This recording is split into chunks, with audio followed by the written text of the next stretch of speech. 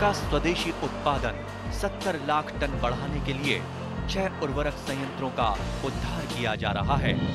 FCIL के गोरखपुर, सिंदरी, तलचर और रामागुंडम संयंत्र, HFCL की बरौनी इकाई और BVFCL की नामरू फोर्थ। सोने पर सुहागा ये है कि देश में अब बनेगा सिर्फ नीम लेपित यूरिया, क्योंकि इससे होगा किसानों का फायदा ही फायदा। अनाज का उत्पादन 10% तक बढ़ेगा। बढ़ेगी 10 से 15% नाइट्रोजन क्षमता।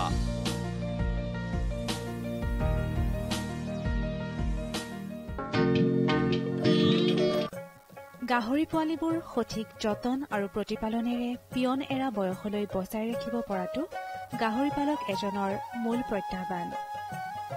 গাহৰি পোৱালি এটা জন্মৰ পাছতেই সদ্যজাত পোৱালিটোৰ গা, নাক আৰু মুখত লাগি থকা বিজলুৱা পদাৰ্থবোৰ পৰিষ্কাৰ কাপোৰেৰে ভালদৰে চাফা কৰি দিব লাগে। পোৱালি জন্ম দিয়া গোটেই সময়খিনিত এজন ৰখীয়া থাকিব লাগে, কাৰণ প্ৰথমটো গাহৰি পোৱালি জন্মৰ পৰা শেষৰটো পোৱালি জন্মালৈ কেতিয়াবা 12 পৰা 24 ঘণ্টা পৰ্যন্ত সময়ৰ প্ৰয়োজন হয়। পোৱালিবোৰক আগতীয়াকৈ নৰা, খেৰ, বস্তা আদিৰে বনোৱা গাদীলৈ লৈ যাব লাগে। গাহৰি পোৱালিবোৰে যাতে বেছি ঠাণ্ডা বা গৰম নাপায় তাৰ প্ৰতি লক্ষ্য ৰাখিব লাগে। সাধাৰণতে স্বাস্থ্যৱান গাহৰি পোৱালিয়ে জন্মৰ 20 মিনিটমানৰ ভিতৰত গাখীৰ খাবলৈ আৰম্ভ কৰে। দুৰ্বল পোৱালিবোৰক গাখীৰ খোৱাত সহায় কৰি দিব লাগে। দুৰ্বল পোৱালিবোৰক বুকুৰ অংশত আৰু সবল পোৱালিবোৰক পেটৰ অংশত গাখীৰ খাবলৈ দিব লাগে। এনে কৰিলে সকলো পোৱালিয়ে সমানে গাখীৰ খাবলৈ পাব আৰু দুৰ্বল পোৱালিবোৰ সবল হৈ পৰিব। মাকৰ হেঁচাত যাতে পোৱালিৰ মৃত্যু নহয় তাৰ বাবে ৰাতি পোৱালিবোৰ মাকৰ পৰা আঁতৰাই ৰাখিব লাগে। গাহৰি পোৱালিৰ যতন আৰু প্ৰতিপালনৰ বিষয়ে ৰঙিয়া ৰাজ্যিক পশু চিকিৎসালয়ৰ পশু চিকিৎসা বিষয়া ডাক্তৰ ৰিংকু ডেকাই এনেদৰে কয়। গাহৰি পোৱালি কথাটো হ'ল যে আপুনি যেতিয়াই পোৱালি হয়, পোৱালি হোৱাৰ সময়ত আপুনি তাৰ লগত কমচে কম 3-4 দিনটো সিহঁতৰ লগত পূৰা লাগি থাকিব লাগে। আৰু পোৱালিবিলাকে যাতে ঠাণ্ডা নাপায়, যাতে আপুনি দিব পাৰে তাৰ ব্যৱস্থাটো আপুনি আগতীয়াকৈ কৰি ল'ব লাগে। কাৰণ যিকোনো আপোনাৰ পোৱালিয়ে তাৰ নিজৰ পৰা তাৰ দেহাটো গৰম কৰি ৰাখিব পৰা শক্তিটো নাথাকে। যিকোনো পোৱালিয়ে আপোনাৰ যিকোনো বাচ্চাই হওক, আপোনাৰ মানুহৰ হওক, ছাগলী হওক, গৰু হওক, যিকোনো আপোনাৰ বাচ্চাবিলাকৰ সেইটো ক্ষমতাটো নাথাকে, যিটো আমি থাৰ্মোৰেগুলেশ্যন বুলি কওঁ। তো তাৰ কাৰণে আপুনি বাহিৰাকৈ তাক এটা ব্যৱস্থা কৰি দিব লাগে। তো এই ক্ষেত্ৰত আমাৰ বহুত আজিকালি এডভান্সমেণ্ট হৈছে। তো বেলেগ বেলেগ আপোনাৰ ইনফ্ৰাৰেড ৰে কিছুমান আপোনাৰ থাকে এনেকুৱা, আৰু লগতে আপোনাৰ সামান্যভাৱে যদি আপুনি ব্যৱহাৰ কৰিব খোজে 60 ৱাট বা 100 ৱাটৰ বাল্ব আপুনি লগাই ল'ব পাৰে। 1 মিটাৰমান ওখকৈ যদি আপুনি লগাই দিয়ে আৰু এটা ক্ৰীপ এৰিয়া বনাই ল'ব লাগে। ক্ৰীপ এৰিয়া মানে হ'ল আছুতীয়াকৈ পোৱালিকেইটা থাকিব পৰাকৈ এটা জেগা, যাতে আপোনাৰ মাকজনীয়ে খোৱা লোৱাৰ লগত পোৱালিৰ যাতে কোনো ইণ্টাৰফেৰেঞ্চ নহয়। আৰু তাতে আপুনি অকণমান যদি খেৰ এইবিলাক দি কিনে অলপ বেডিং এটা বনাই দিয়ে আৰু ওপৰত বাল্ব এটা লগাই দিয়ে আৰু প্ৰথমৰ খোৱা খাদ্যবিলাক যদি তাতে দিয়ে, তেতিয়াহ'লে মাকৰ পৰা অকণমান দেৰি দিনৰ বেলেগ বেলেগ সময়ত আঁতৰত থাকিব। আৰু তাৰ পৰা পোৱালিবিলাকৰো মানে মাকে শুওঁতে বা চাইড হওঁতে তাৰ চেপেটা হৈ কিনে মৰাৰ চান্সটো কমি যায়। কাৰণ দেখা যায় যে কেতিয়াবা পোৱালিবিলাক বেছি দৌৰা দৌৰি কৰি থাকিলে মাকৰ লগত তাৰ চেপেটা হৈ কিনে মৰি যায়। তো ক্ৰীপ এৰিয়াৰ ব্যৱস্থাটো কৰিব লাগে।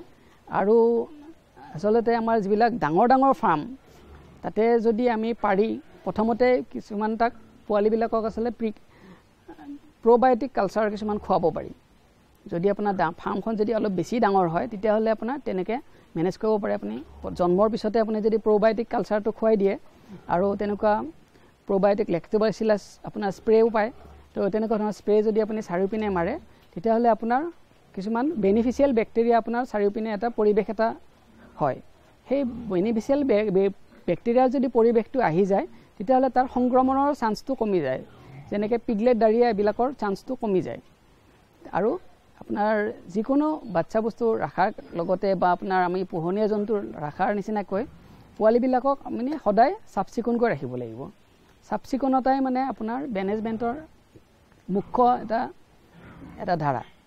যিহেতু গাহৰিৰ গাখীৰত আইৰণ যথেষ্ট কম পৰিমাণে থাকে, সেয়েহে পোৱালিবোৰক 7 দিন আৰু 14 দিনৰ দিনা আইৰণৰ বেজী দিব লাগে, নহ'লে পোৱালিবোৰ ৰক্তহীনতাত ভুগিব। ইয়াৰ উপৰিও গাহৰি পোৱালিবোৰক সময়মতে পেলুৰ দৰৱ খুৱাব লাগে। এই বিষয়ে ডাক্তৰ ৰিংকু ডেকাই এনেদৰে কয়। পোৱালিবিলাকক আপোনাৰ 4 দিন আৰু 14 দিন বয়সত সিহঁতক আইৰণ ইনজেকশ্যন দিব লাগে। আৰু আইৰণ ইনজেকশ্যন নিদি যদি আপোনাৰ অসুবিধা থাকে তেতিয়াহ'লে উহাৰতো আপুনি আইৰণৰ ছাপ্লিমেণ্ট উহাৰত বাটত যদি আপুনি বাটটো ভালকৈ চাফা কৰি লৈ তাতে বাটত লগাই দিয়ে তেতিয়াহ'লেও তেনেকৈ আপুনি দিব পাৰে। আৰু নাইবা ধৰি কিনে হ'লেও আপুনি যদি আইৰণ ছাপ্লিমেণ্টটো দি থাকে তেতিয়াহ'লে তাৰ গ্ৰ'থটো ভাল হ'ব আৰু তাৰ ছাৰ্ভাইভেলৰ চান্সটো বহুত ভাল হয়। আৰু ইয়াৰ লগতে আপুনি সময়ত কৃমিষধ আৰু ভেকচিনবিলাক দিব লাগিব। গাহৰি পোৱালিক সোৱাইন ফিভাৰ, চবকা, গলফুলা আদিকে ধৰি কেইবাটাও ৰোগৰ প্ৰতিষেধক সময়মতে দিয়াব লাগে। এই বিষয়ে ডাক্তৰ ৰিংকু ডেকাই এনেদৰে কয়। আমাৰ যিটো ক্লাছিকেল সোৱাইন ফিভাৰ, গাহৰি জ্বৰ যিটো বেমাৰ আছে, গাহৰি জ্বৰৰ বেমাৰৰ ভেকচিনটো দিব লাগে। গাহৰি জ্বৰৰ বেমাৰৰ ভেকচিনটো আপুনি 30 দিন 45 দিনমানত প্ৰথম দিলে হ'ল। 30 দিনত যদি আপুনি প্ৰথম দিয়ে তেতিয়াহ'লে আপুনি বুষ্টাৰটো আকৌ এমাহ পিছত আপুনি বুষ্টাৰ ভেকচিন দিব লাগিব, গাহৰি জ্বৰৰ ভেকচিনটো। আৰু বুষ্টাৰটো দিয়াৰ পিছত আপুনি 6 মাহৰ মূৰে মূৰে গাহৰি জ্বৰৰ ভেকচিনটো দি থাকিব লাগে। আৰু আমাৰ FMDটো চবকা বেমাৰটো যদিও আমি ইমানকৈ দেখা নাযায় গাহৰিৰ ক্ষেত্ৰত, কিন্তু কি হয় যে গৰুতকৈ আচলতে যদি গাহৰিৰ চবকা হয় তেতিয়াহ'লে তাক মেনেজ কৰিবৰ কাৰণে মানে বেছি অসুবিধা হয়। তো সেইকাৰণে যদি আপোনাৰ ব্ৰিডিঙৰ ফাৰ্ম হয় তেতিয়াহ'লে বেষ্ট হয় যে আপুনি চবকা ভেকচিনটো দি ল'ব লাগে। কাৰণ আপোনাৰ গৰুৰ ক্ষেত্ৰত যদিও বা দিগদাৰী হয়, কিন্তু গাহৰিত তাতকৈ বেছি দিগদাৰী হয়। চবকাৰ যদি আপোনাৰ বেমাৰটো কিবা কাৰণত আপোনাৰ ফাৰ্মত লাগে, তো চবকাৰ বেমাৰটো আপুনি এই আপোনাৰ সোৱাইন ফিভাৰৰ ভেকচিনটো দিয়াৰ 15 দিনমান পিছতে আপুনি চবকা বেমাৰটো দিব পাৰে ভেকচিনটো। আৰু তেনেকৈ এমাহ পিছত আকৌ আপুনি ৰিপিট কৰিলে হ'ল বুষ্টাৰ হিচাপত। আকৌ 6 মাহৰ মূৰে মূৰে আপুনি চবকা বেমাৰৰ ভেকচিনটো দিলে হ'ল। আৰু সিহঁতক যি বাঢ়ৰণীয়া পোৱালিবিলাকক উচ্চ প্ৰটিন থকা মানে খাদ্য দিব লাগে। আচলতে ভাল কোম্পানীৰ যদি দানা দিয়ে তেতিয়াহ'লে আপোনাৰ সেইটো অলপ বেছি ভাল হয়। আৰু নহ'লে ওচৰৰ পশু চিকিৎসকক সুধি কিনে এটা দানাৰ ফৰ্মুলেশ্যনটো লৈ তেনেকৈ আপুনি বনাই কিনেও খুৱাব পাৰে। কৃষি দৰ্শনত এইবাৰ লগ পাওঁ আহক কামৰূপ জিলাৰ বাইহাটা চাৰিআলিৰ ওচৰৰ জালিমুৰা গাঁৱৰ এগৰাকী প্ৰগতিশীল গাহৰি পালক প্ৰণৱ মালিক। 2018 চনত মাত্ৰ 5টা গাহৰিৰে গাহৰি পালন আৰম্ভ কৰা শ্ৰীমালীয়ে বৰ্তমান বছৰি 200টা গাহৰি পোৱালি বিক্ৰী কৰে। নিজৰ সফলতা আৰু গাহৰি পালনৰ অভিজ্ঞতাৰ বিষয়ে প্ৰণৱ মালীয়ে এনেদৰে কয়। গাহৰি পালন আপুনি কেতিয়া আৰম্ভ কৰিছিল? মই গাহৰি পালন 2018 চনৰ পৰা মই আৰম্ভণি কৰিছিলোঁ। প্ৰথমে মই 4জনী মাইকী এটা মতা লৈ কিনে আৰম্ভ কৰিছিলোঁ। এতিয়া মোৰ ফাৰ্মত প্ৰায় 15জনী মাইকী আছে আৰু বহুত দুটা আছে। মানে প্ৰথম মনলৈ আপোনাৰ কেনেকৈ আহিল যে গাহৰি ফাৰ্ম আৰম্ভ কৰিব লাগে? কেনেকৈ আৰম্ভ কৰিম বুলি মানে প্ৰথমে ক'বলৈ গ'লে মই প্ৰথম চাকৰি বিচাৰিছিলোঁ অলপ চলপ। গ্ৰেজুৱেশ্যন মোৰ 2014 চনত কমপ্লিট হৈছিলে। তাৰপিছত 2 বছৰমান চালোঁ মই চাকৰি ইণ্টাৰভিউ দি কিনে, কিবা কিবি অকণমান খেলি মেলি হৈ গ'ল, হৈ কিনে চাকৰি পোৱা নগ'ল। তাৰপিছত মই ভাবিলোঁ কি এনে থকাতকৈ কিবা এটা ঘৰতে কৰি কিবা 2 পইচা ইনকাম কৰি থাকোঁ, তেনেকৈ ভাবি মই 2018 চনত প্ৰথমবাৰৰ কাৰণে গাহৰি পালন আৰম্ভ কৰিছিলোঁ। তাৰপিছত লাহে লাহে ক্ৰমান্বয়ে এটা দুটাকৈ কৰি এইখিনি হৈছে আৰু আজিলৈ। আৰু বছৰি আপুনি কিমানমান পোৱালি বিক্ৰী কৰে? বছৰি প্ৰায় 200ৰ পৰা 250ৰ ভিতৰত পোৱালি থাকে। কেতিয়াবা 200 হয়, কেতিয়াবা 220 সেনেকুৱা আৰু এভাৰেজ 200 মান থাকে পোৱালি। আৰু কি দাম পায় আপুনি পোৱালি বিক্ৰী কৰিলে? পোৱালিটো এতিয়া বৰ্তমান 45,000ৰ পৰা 5,000ৰ ভিতৰত এটা পোৱালি বিক্ৰী হৈ আছে। কেতিয়াবা অকণমান কমে, কেতিয়াবা অকণমান 5,000ৰ বেছিও বিক্ৰী কৰা হয়। অকল পোৱালিয়ে বিক্ৰী কৰে নে ডাঙৰ গাহৰি বিক্ৰী কৰে? ডাঙৰ গাহৰিলে মোৰ থকাই নাই দেখোন, বহুত ডিমাণ্ড হৈ আছে এতিয়া ছোৱালীবিলাকৰ। এতিয়া কাষ্টমাৰে যিমানখিনি বিচাৰে সিমানখিনি মই যোগানে ধৰিব পৰা নাই। তথাপিও আৰু যিখিনি থাকে মোৰ ফেটেনিং কৰিব লগা নহয়। তথাপিও কেতিয়াবা ৰ'লে 2-4টা সেনেকৈ ৰৈ যায় ফেটেনিঙৰ কাৰণে। আৰু এই আপুনি গাহৰি ফাৰ্মখন পৰিচালনাৰ ক্ষেত্ৰত ধৰক যি পশুপালন আৰু পশু চিকিৎসা বিভাগ আছে, বিভাগৰ আপুনি কেনেকুৱা সহযোগিতা পায়? বহুত বেছি সহযোগিতা পাইছোঁ মই। প্ৰথমে আমাৰ অনিল ছাৰ আছিলে, আমাৰ চৈতন্য চৌধুৰী ছাৰ আছে, এতিয়া জয়ন্ত ডেকা ছাৰ আহিছে। ছাৰহঁতৰ মই বহুত বেছি সঁহাৰি পাইছোঁ। আৰু বা কেতিয়াবা কিবা অসুবিধা হ'লে ছাৰহঁতক সুধিলে কেতিয়াবা ভিজিটো কৰে, কেতিয়াবা ফোনত হ'লেও বা মই ভেটেনাৰীত গৈ হ'লেও সেইখিনি সুবিধা পাওঁ।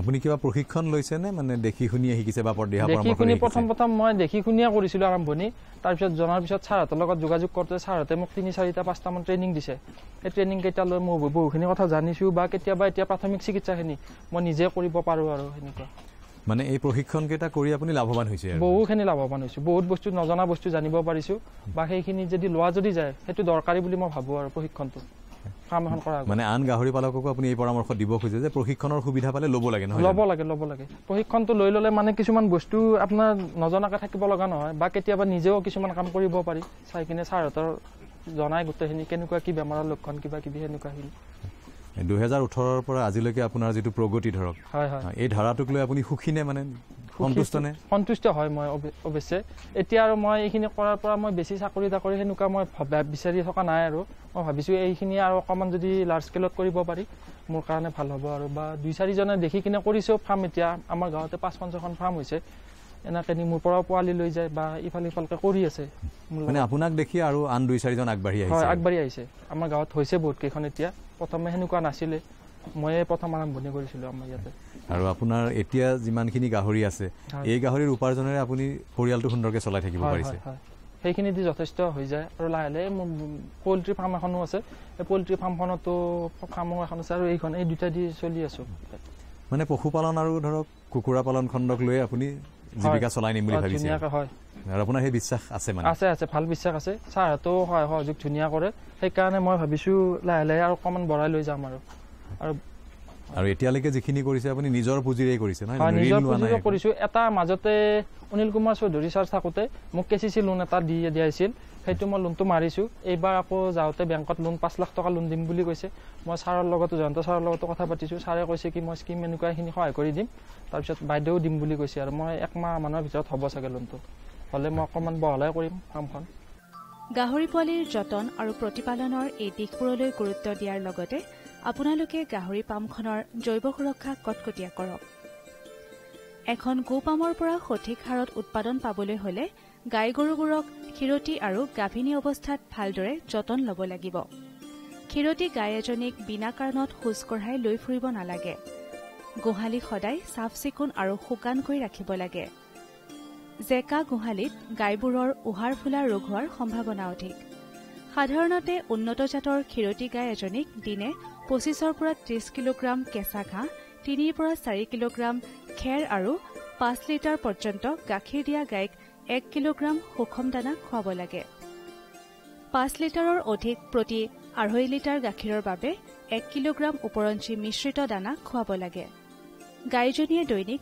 25 পৰা 30 লিটাৰ বিশুদ্ধ খোৱা পানী খাবলৈ পাব লাগে এই বিষয়ে ৰাজ্যিক পশুপালন আৰু পশু চিকিৎসা বিভাগৰ পশু চিকিৎসা বিষয়া ডাক্তৰ ভূপেশ চন্দ্ৰ ভট্টাচাৰ্যই এনেদৰে কয় আচলতে ক্ষীৰতী অৱস্থাৰ যতন আৰু গাভিনী অৱস্থাৰ যতনটো অকণমান বেলেগ কিন্তু কথাটো হ'ল কি দুয়োটাই কিন্তু সমানে গুৰুত্বপূৰ্ণ কথা ক্ষীৰতী অৱস্থাত গাইজনীয়ে যথেষ্ট পৰিমাণৰ গাখীৰ দিয়ে নহয় জানো আৰু এই গাখীৰ দিয়া সময়ত গাখীৰৰ যিবিলাক সাধাৰণতে মেইন যিটো উপাদান মুখ্য উপাদান যিটো কেলছিয়ামৰ যিটো গাখীৰত আহে গতিকে আমি মিনাৰেল মিক্সাৰ মানে কেলছিয়ামযুক্ত মিনাৰেল মিক্সাৰৰ আহাৰ যথেষ্ট পৰিমাণে খুৱাব লাগে আৰু অকল সেইটোৱে নহয় আৰু কিছুমান মাইক্ৰ' নিউট্ৰিয়েণ্টছৰ তাতে জৰুৰী গাখীৰৰ উপাদানৰ লগত গতিকে এইখিনি যদি আমি সুষম আহাৰ টাইপত আমি যদি ক্ষীৰতী গাইক খুৱাব পাৰোঁ তেনেহ'লে গাখীৰৰ উৎপাদনখিনি যথেষ্টখিনি বাঢ়ি যায় আৰু তাৰ আগতে কিন্তু আমি আৰু এটা কথা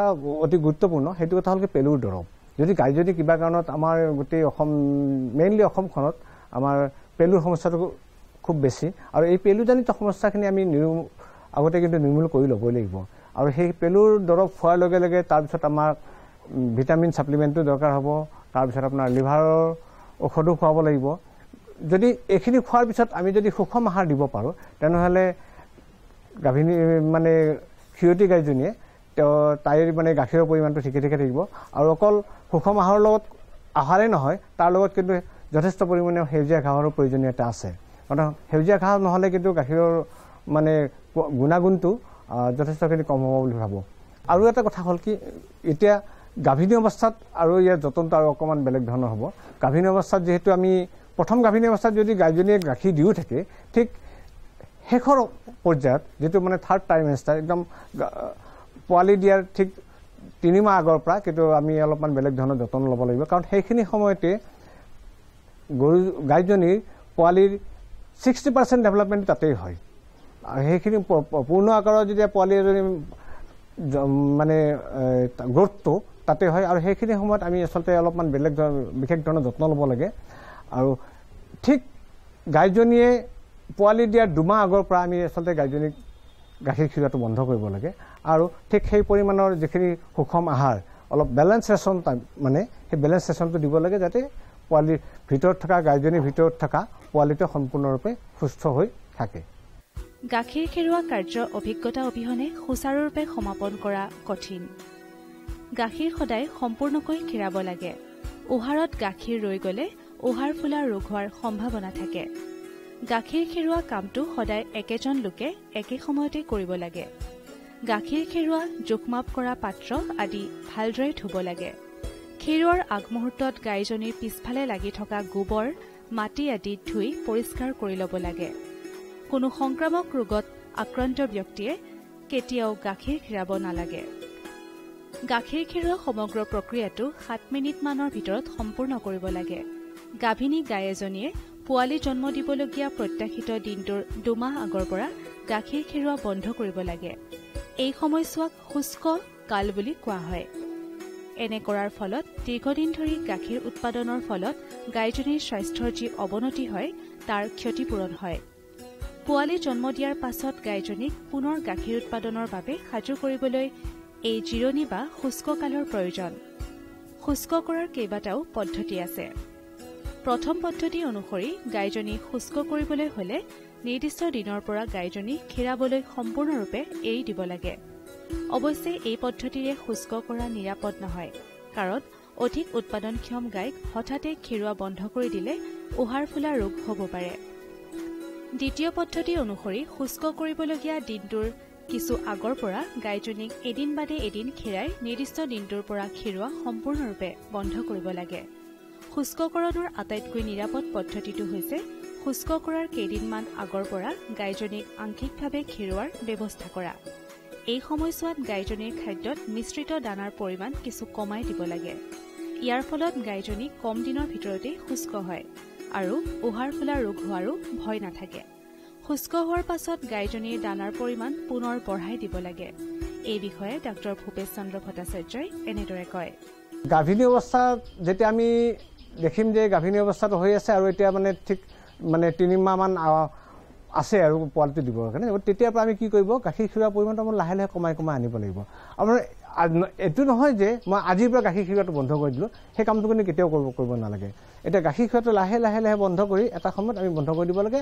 আৰু যদি দৰকাৰ হয় অৱশ্যে এই ক্ষেত্ৰত এজন অভিজ্ঞ পশু চিকিৎসকৰ সহায় লোৱাটো উচিত কাৰণ গাইজনী কিমানখিনি গাখীৰৰ প্ৰডাকশ্যন আছে সেইটোৰ ওপৰত নিৰ্ভৰ কৰিব ঠিক যিদিনাৰ পৰা বোলা মই আজিৰ পৰা গাখীৰ নিখিৰাওঁ তেতিয়াহ'লে আমাৰ এনেকুৱা ধৰণৰ কিছুমান এণ্টিচেপ্টিক মানে হেৰি আছে টিউব আছে যিবিলাক আমি হয়তো গাখীৰৰ মানে টিট কেনেলেৰে সোমাই থ'ব লগা হ'ব পাৰে যদি বেছি গাখীৰ দিয়া গৰুৰ ক্ষেত্ৰত সেইটো প্ৰয়োজন হয় আৰু কম গাখীৰ দিয়াৰ ক্ষেত্ৰত গৰুৰ ক্ষেত্ৰত কিন্তু এইটো বৰ বেছি প্ৰয়োজন অনুভৱ নকৰোঁ কিন্তু বেছি গাখীৰ দিয়া গৰুৰ ক্ষেত্ৰত কিন্তু এইটো প্ৰয়োজন হয় কেতিয়াবা কিন্তু 2 মাহ আগতে কিন্তু আমি গাখীৰ খিৰোৱাটো বন্ধ কৰিব লাগিব এইটো কাৰণত বন্ধ কৰিব লাগিব নেক্সট লেক্টেশ্যনটোৰ কাৰণে যাতে গাখীৰৰ প্ৰডাকশ্যনটো ভাল হয় পশুপালকসকলক অৰ্থনৈতিকভাৱে আটাইতকৈ বেছি লোকচান কৰা ৰোগবিধেই হ'ল চবকা ৰোগ চবকা ৰোগৰ ফলত আমাৰ দেশৰ বছৰি 20,000 কোটিতকৈও অধিক টকাৰ লোকচান হয় চবকা ৰোগৰ ফলত ক্ষীৰতী গাইৰ গাখীৰৰ উৎপাদন যথেষ্ট কমি যায়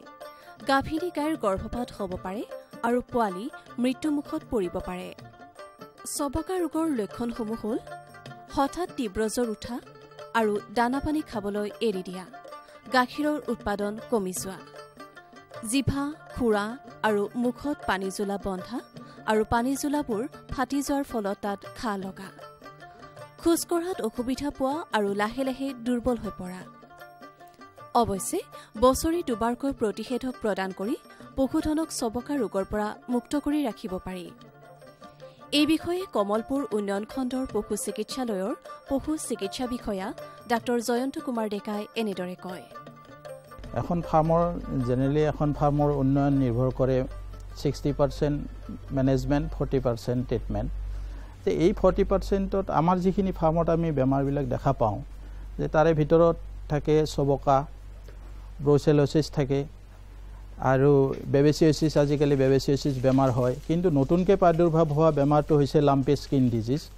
এইটো এটা আজি 2 বছৰমানৰ পৰা হৈছে।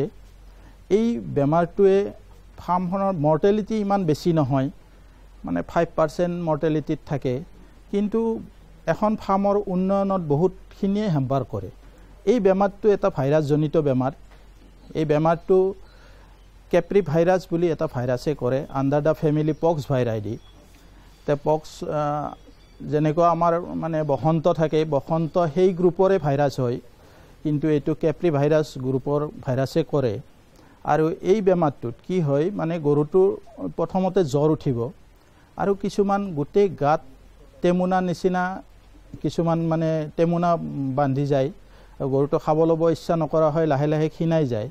যে ট্ৰিটমেণ্ট বুলি আমাৰ যিহেতু ভাইৰাছজনিত বেমাৰ, আমি ট্ৰিটমেণ্টটো দিব সক্ষম নহওঁ, তথাপিও যাতে ছেকেণ্ডাৰী বেক্টেৰিয়েল ইনফেকশ্যনটো আমি বন্ধ কৰিব পাৰোঁ, তাৰে কাৰণে এণ্টিবায়'টিক বা বহুত বেছি জ্বৰ থাকে, জ্বৰৰ কাৰণে জ্বৰৰ ইনজেকশ্যন, তাৰে লগত যাতে তাৰ ইমিউনিটিটো সোনকালে ডেভেলপ হয়, তাৰ কাৰণে ভিটামিন A, D3, E এনেকুৱা ছাছপেনশ্যন আছে, সেইটো আমি মানে ব্যৱহাৰ কৰোঁ। তো এই বেমাৰটোত মানে যোৱা বছৰ এখেতৰো এজনী গৰু ঢুকাইছে এই বেমাৰটোতে। তো আমি যিখিনি দেখা পাইছোঁ তো প্ৰায় 95% গৰু ভালে হৈ গৈছে যিখিনি ট্ৰিটমেণ্ট দিছোঁ। ছেল্ফ ইমিউন কিছুমান গৰুটো আমাৰ যিখিনি লোকেল গৰু হয় সেইখিনি ছেল্ফ ইমিউনে হৈ যায়, আৰু বাকীবিলাক ফাৰ্মৰ গৰুখিনি যিহেতু অকণমান বন্ধত থাকে, সেই গৰুবিলাকক আমি ইমিউনিটি বুষ্টাৰ হিচাপত মেডিচিন দিব লগা হয়, এণ্টিবায়'টিক বা এনাৰ্জেটিক ট্ৰিটমেণ্টখিনি কৰাৰ পিছত ভাল হৈছে। সেয়েহে আপোনালোকে গোহালিৰ পৰিষ্কাৰ পৰিচ্ছন্নতাক গুৰুত্ব দিয়ক। किसान भाइयों गांठ बांध लो, गांठ बांध लो, बहुत है काम की, समृद्धि के पैगाम की। मिट्टी के मिजाज को समझो, मिट्टी के हर राज को समझो, मिट्टी की तुम जांच कराओ, मुफ्त सॉइल हेल्थ कार्ड ले जाओ। कभी मुनासिब बीज लगाओ, सही किस्म की खाद ले आओ, जितनी जरूरी उतनी डालो, सही मात्रा खुद पहचानो, इसको अपना मंत्र बना लो, मिट्टी की सेहत तो जानो। बात बहुत है काम की, कम लागत अधिक वरदान की। किसान भाइयों गांठ बांध लो, आज ही मिट्टी की जांच कराएं, राज्य सरकार के कृषि अधिकारी से संपर्क करें और मुफ्त में सॉइल हेल्थ कार्ड पाएं। कृषि और किसान कल्याण मंत्रालय द्वारा किसान हित में